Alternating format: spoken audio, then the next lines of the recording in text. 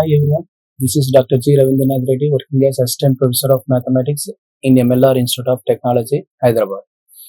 So now we are discussing the course of numerical methods and integral transforms. In that course we are discussing the Laplace transform.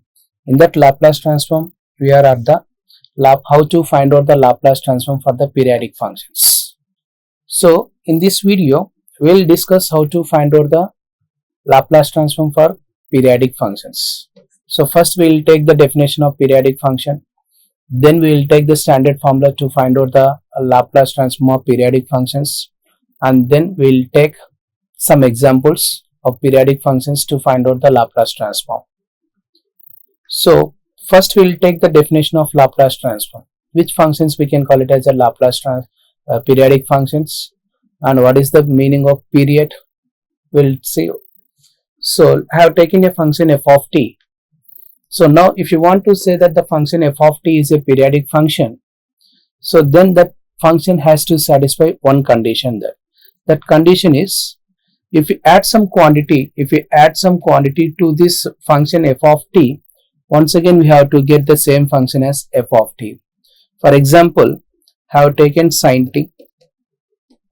So let f of t is equal to sin t. This is the function I have taken, and for this function I want to, for this t variable I want to add some constant.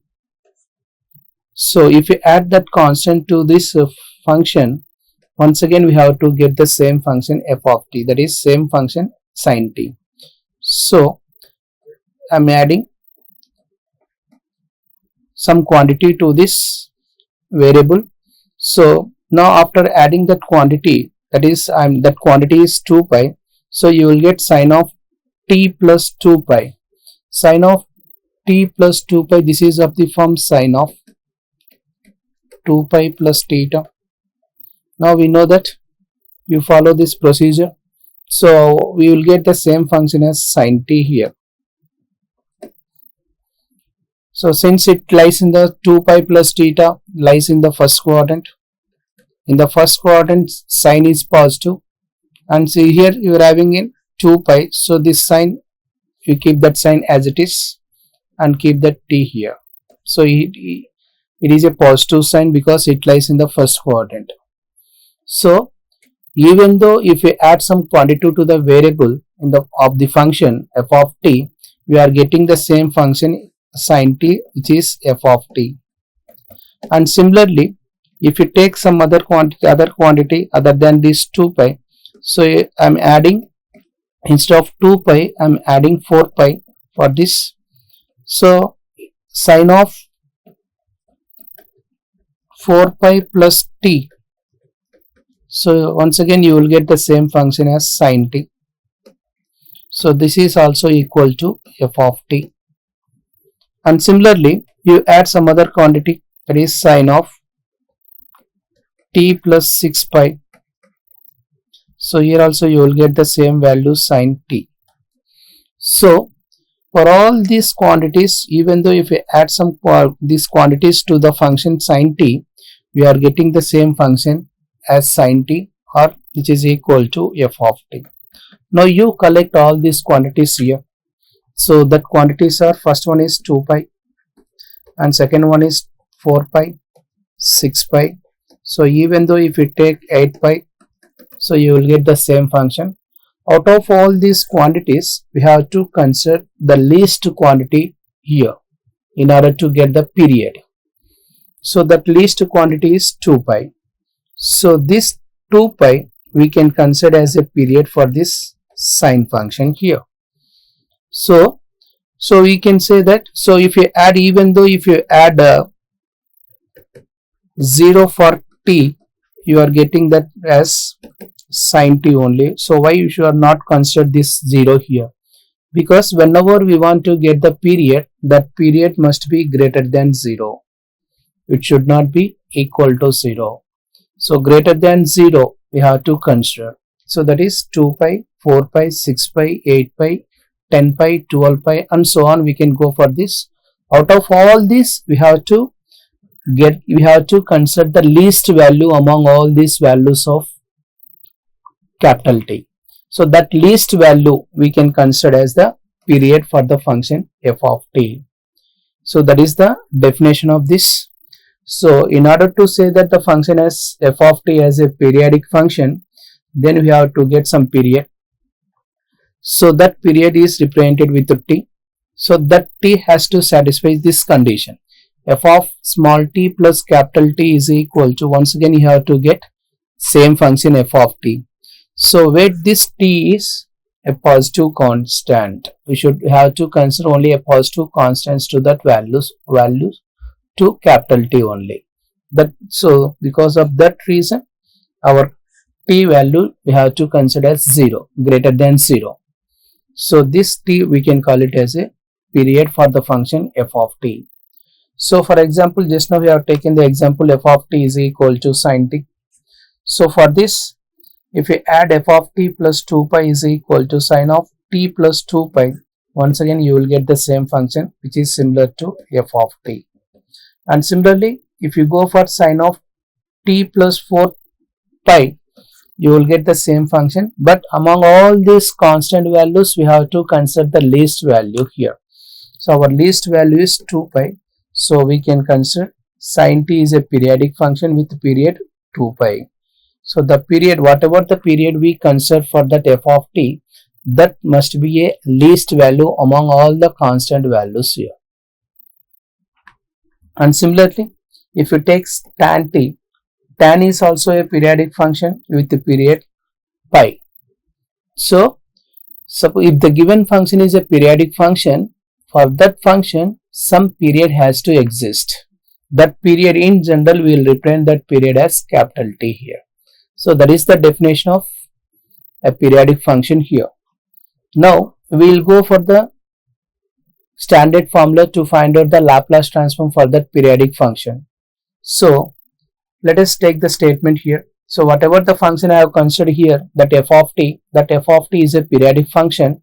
Since it is a periodic function, for that function some period has to exist. So I have considered that period as capital T.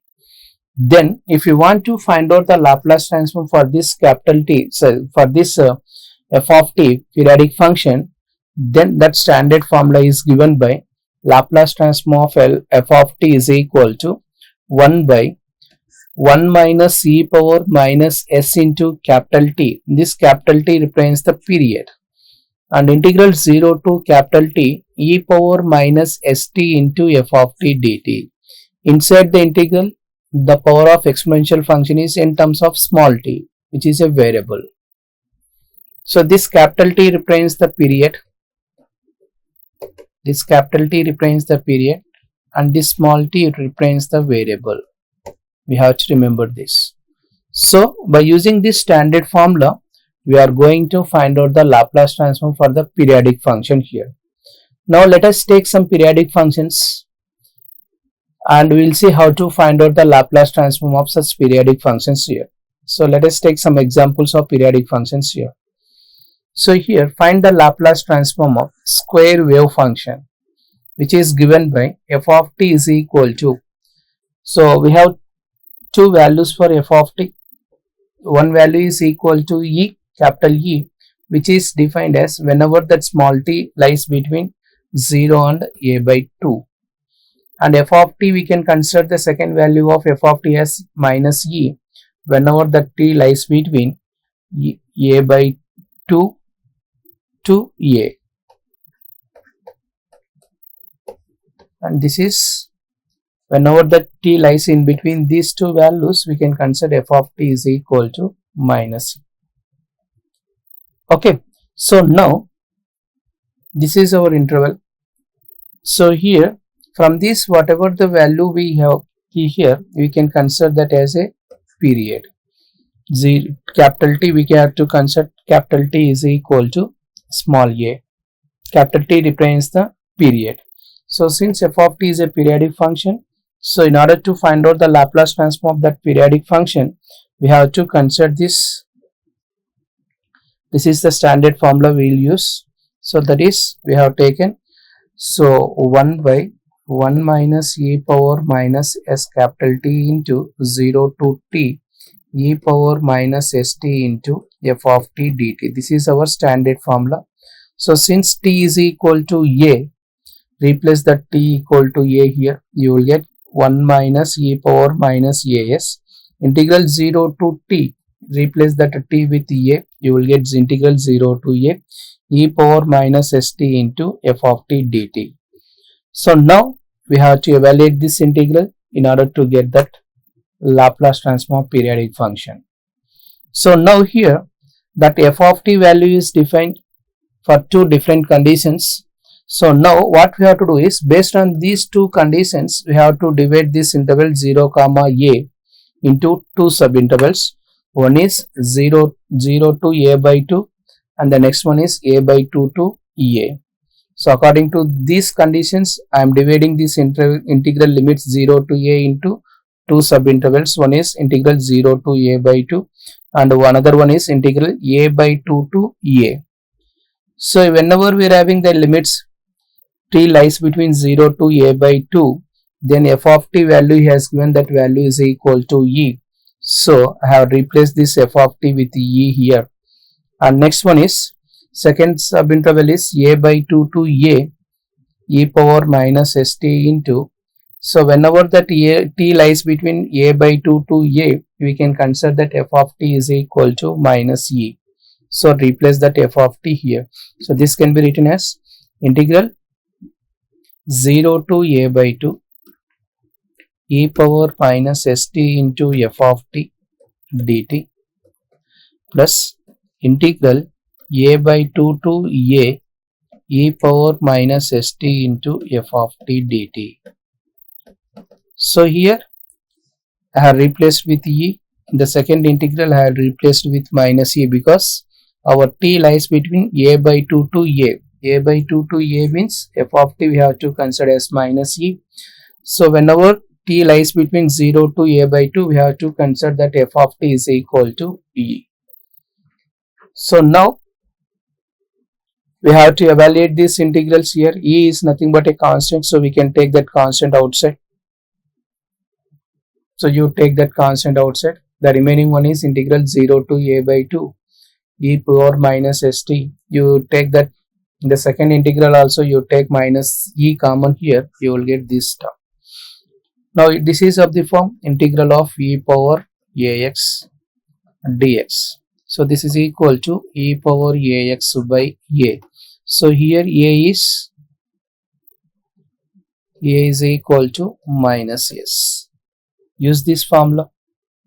So e power minus st by minus a, limits are 0 to a by 2, minus e power minus st by minus s, limits are this. Now substitute the limits here one by one. First you substitute the upper limit in this first term. So you will get e power in place of t. In place of t, substitute t is equal to a by 2. So you will get here, and e power 0. If you replace t with 0 lower limit, you will get that value is equal to e power 0 is 1. So here we are having already in the denominator we are having minus, so minus of minus it becomes plus. And similarly you send this minus to here outside, it becomes plus. Similarly replace this e power minus as minus e power minus sa by 2. So this is the values you will get after applying that substituting that upper limit and lower limit in both terms. Now simplify this, you will get this value after removing these brackets. So now here we are having 1 e power minus as. So here e power, so here we are having e power minus as by 2. So here we are having the same function, so add this, you will get minus 2as by 2. Now simplify this, it becomes a minus b whole square form. So you write down that a minus b whole square.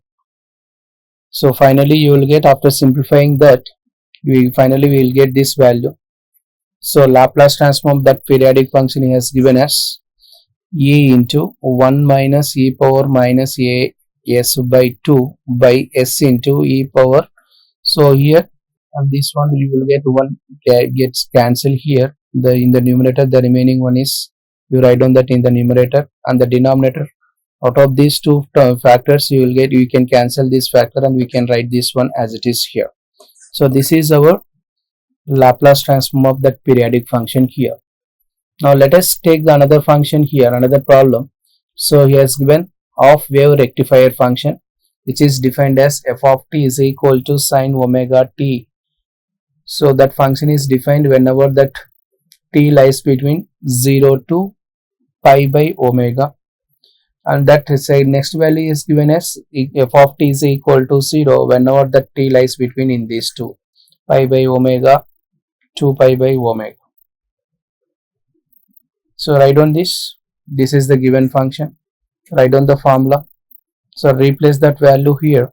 So here for this half wave rectifier, the period is we have to consider the period as 2 pi by omega. So 2 pi by omega, we have to consider this value as our period. Now replace capital T with this value, we will get this function. And now according to these two conditions, we have to divide this entire integral here into two subintervals. So this is the way: 0 to pi by omega e power minus st into f of t dt, plus next to a subinterval pi by omega to 2 pi by omega. In these two cases, you substitute the value of f of t. So here, whenever the t lies between in this interval, we have to consider f of t is equal to sine omega t. In the second condition, we have to consider that f of t is equal to 0. Now according to that, we have taken these values here. The second condition, f of t is defined as 0.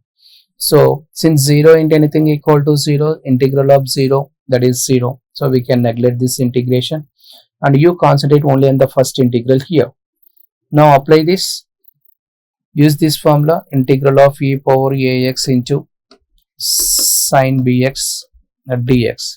Use this formula, you will get our value here, e power ax by a square plus b square into a sine bx minus cos bx, b cos bx. Use this formula and substitute this. So here a is equal to, it becomes minus s, and b is equal to omega. So replace these values here, you substitute that limits in the next, you will get this function. So after that, so here in both cases you take omega common here, you will get this. So this can be written as, this is of the form a square minus b square. So we can convert this denominator as 1 by a square minus e power minus pi s by omega whole square. You will get the same thing. This is of the form a square minus b square. So this can be written as a plus b into a minus b. Now use this and this, you write on this term as it is. So now here, this one and this one we can cancel here. The remaining one is, so in the numerator the remaining one is omega by this denominator, whatever the terms we have remained. So you write down that remaining terms in the denominator here. So this is the way how we can find out this integral values here. So this Laplace transform of periodic functions. So first, for every point function, whenever the given function is a periodic function, so some period will exist for that periodic function. So we will get that t value here. So now in this video we have seen how to find out the Laplace transform of periodic functions. So in the next video we will go for the inverse Laplace transform. So definition of inverse Laplace transform, where we can apply this inverse Laplace transform in solving the differential equations, and what are the techniques we are having to find out the inverse Laplace transform for the given functions. All these things will be discussed in the next video. Thank you.